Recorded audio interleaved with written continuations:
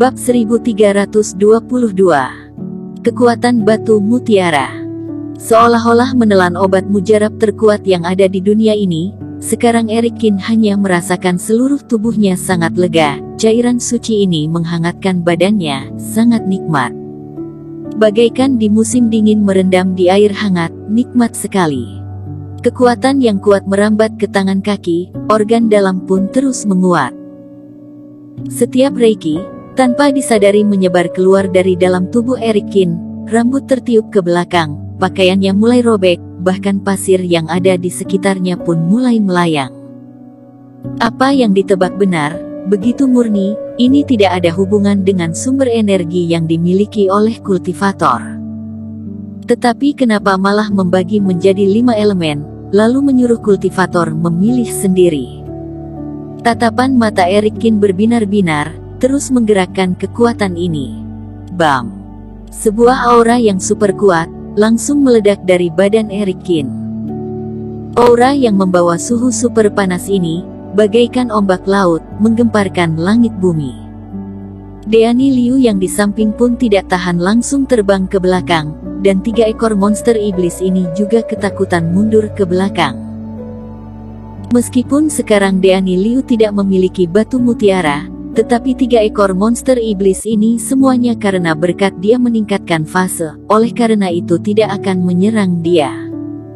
Pria berkumis pendek ini, juga tidak bisa menahan, langsung mundur ke belakang. Apa yang kamu lakukan? Dia terkejut, melihat Erikin yang tidak jauh darinya. Erikin tidak menjawab, setelah mengeluarkan aura, bara api yang tidak terbatas dari kakinya membara ke sekitarnya. Aura yang begitu kuat, dia pasti sudah menelan batu mutiara. Kemampuan dia sekarang pasti bukan fase distraksi tahap ketiga, melainkan terus meningkat, akan meningkat hingga fase apa? Hati pria ini pun gemetar, merasakan aura bahaya yang dipancarkan oleh Erikin. Di saat bara api merambat ke kakinya, dia kembali mundur ke belakang.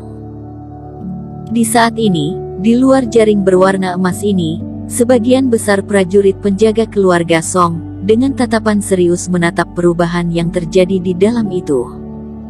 Andai saja Erikin kabur, mereka akan langsung menyerang. Kenapa suhu tiba-tiba menjadi tinggi? Setiap prajurit pun mengelap kening, meskipun ada reiki yang melindungi, mereka tetap merasakan panas yang menyengat. Terdengar suara angin. 1 detik kemudian, sebuah bayangan keluar dari jaring, semua prajurit melihat, tetapi malah si pria berkumis pendek.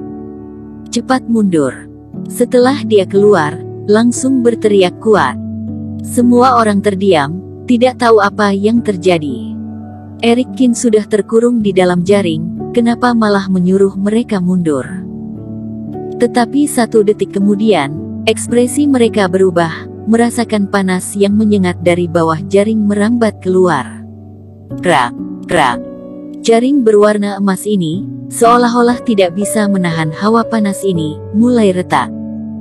Selanjutnya, permukaan jaring seolah-olah seperti salju mulai meleleh. Di saat ini, mereka juga mengerti maksud dari pria tersebut, langsung dengan cepat mundur ke belakang. Jaring berwarna emas ini merupakan benda pusaka kelas tinggi keluarga Song. Hanya dalam sekejap mata, berubah menguap menjadi asap.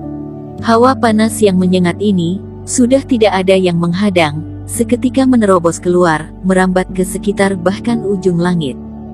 Padang pasir pun bergoyang, bara api pun semakin membara. Hembusan angin membuat langit menjadi keemasan. Fernandini dan lainnya berada di tempat jauh, juga merasakan perubahan yang tidak normal ini. Semuanya, ayo kita kontrol baik-baik formasi ini, keluarga Song muncul masalah. Fernandini pun berteriak keras. Dalam hatinya pun mengetahui Erikin dan keluarga Song sudah mulai bertarung, oleh karena itu harus menahan para pelatihan tanpa partai, agar mereka tidak pergi menghalangi Erikin. Mereka pun kaget, awalnya mereka juga tidak berniat pergi ke daerah yang begitu bahaya, tetapi setelah mendengar perkataan Fernandini, mereka pun menghapus niat ini. Berdiri di tempat perkumpulan iblis monster, Erikin menghirup napas dalam-dalam. Dirinya sekarang seluruh badan diselimuti oleh bara api, bahkan kulitnya pun berwarna merah. Semua iblis monster berlutut di sekitarnya, meraung kecil, seolah-olah bertanda takluk dengan dirinya. Sumber energi elemen api yang ada di dalam tubuhnya bergelora, mata Erikin pun bercahaya. Ini adalah sebuah kekuatan yang super kuat yang tidak pernah dirasakan dia sebelumnya. Ini adalah kekuatan yang bersumber dari sumber energi Master Abadi Rui, lebih kuat berkali-kali lipat dari dirinya menelan 3 biji buah petir. Rasa percaya diri muncul dari lubuk hati terdalam.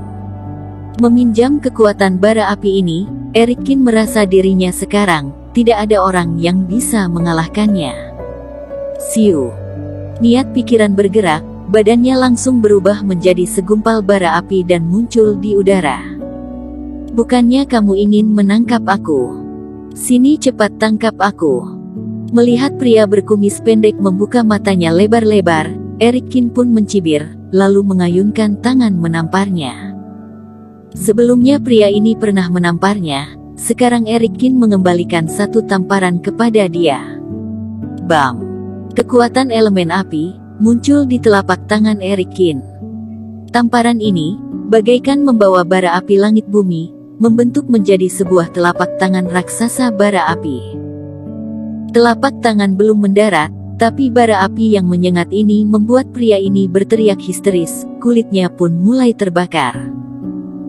Akhirnya, telapak tangan raksasa bara api ini mendarat, pria ini langsung terbang keluar, bagaikan meteor jatuh ke bukit pasir, membentuk lubang raksasa, hidup mati masih tidak diketahui. Terdengar suara ledakan. Beberapa anggota keluarga Song meminjam kesempatan saat Erikin menyerang pria berkumis pendek ini, diam-diam terbang ke belakang Erikin. Mereka rata-rata adalah pendekar fase distraksi tahap ke-8 ke atas, mengeluarkan berbagai macam jurus, menyerang ke arah Erikin. Dari aura api yang ada di sekitar, Erikin sudah mengetahui keberadaan 3 orang ini, bahkan kepala pun tidak menoleh ke belakang. Niat pikiran bergerak, bara api langsung berubah seperti gelombang, merambat cepat ke samping. 3 orang ini masih belum sempat mendekatinya, sudah diserang oleh bara api ini, lalu teriak histeris jatuh ke bawah. Siapa yang mau menyerang lagi? Erikin terbang di udara, bara api di seluruh badan membara, dengan tatapan dingin menatap prajurit keluarga Song yang ketakutan. Prajurit keluarga Song pun mulai ketakutan. Erikin sekarang sangat menakutkan, bahkan Master juga bukan lawannya, mereka mana berani menyerang. Tapi sebelum ini dia bukannya hanya fase distraksi tahap ketiga, kenapa sekarang menjadi begitu kuat? Tidak ada yang menyerang, kalau begitu aku akan menyerang loh. Erikin mencibir, badannya berubah menjadi bara api dengan cepat menyerbu keluar. Di bawah api yang membara ini, semua prajurit pun berteriak histeris dan luka parah. Tidak bisa melawan paksa dengan orang ini, cepat mundur. Seorang pun berteriak. Semua anggota keluarga Song serentak mundur, sedangkan Erikin menjulurkan jarinya. Semua iblis monster pun bersamaan menyerbu ke arah keluarga Song. 3 ekor iblis monster iblis fase distraksi tahap ke-9, di bawah arahan Deani Liu menyerang pendekar kuat keluarga Song. Kali ini, keadaan sudah berbalik. Tidak lagi keluarga Song yang terus menindas iblis monster, melainkan iblis monster mulai menyerang mereka. Orang yang terus bersembunyi, jangan sombong, kamu hanya memiliki batu mutiara elemen api. Di saat ini, muncul sosok bayangan yang diselimuti bara api, dengan cepat melewati permukaan.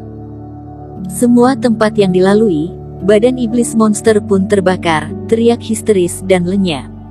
Demon Song. Erikin juga melihat remaja yang ada di permukaan.